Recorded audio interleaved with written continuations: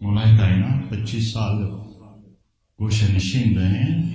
نہج البلاغہ کے اندر مولا کے جملے ہیں، فرماتے ہیں کہ میں اس آدمی کی مانند کہ جس کے گلے میں کوئی چیز پھنس گئی ہو اور وہ چیز نہ اندر جاتی ہے اور نہ باہر نکل سکتی ہے، اس انسان کی طرح 25 سال زندگی گزاری کہ جس کی آنکھ کے اندر کوئی خار، کوئی کانٹا گھسا ہو جسے وہ نہ نکال سکے، نہ آنکھ بند کر سکتا ہے نہ آنکھ کھول سکتا ہے۔ یوں ہی امام تعبیر کرتے ہیں اس 25 سالہ سکوت کو، اس تنہائی کو، اس گوشہ نشینی کو۔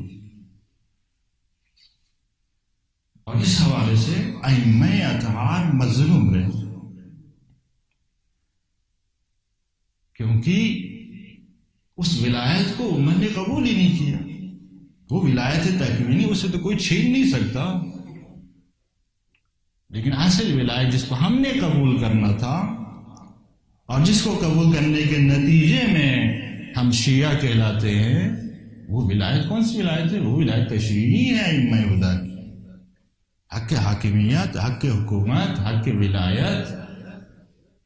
ہمارا امتحان بھی اسی ولایت کے اندر ہے۔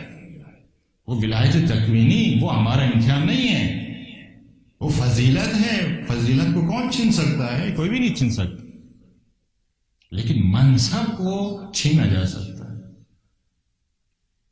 اور چھینا ہے۔ اور امام تنہا ہو 25 سال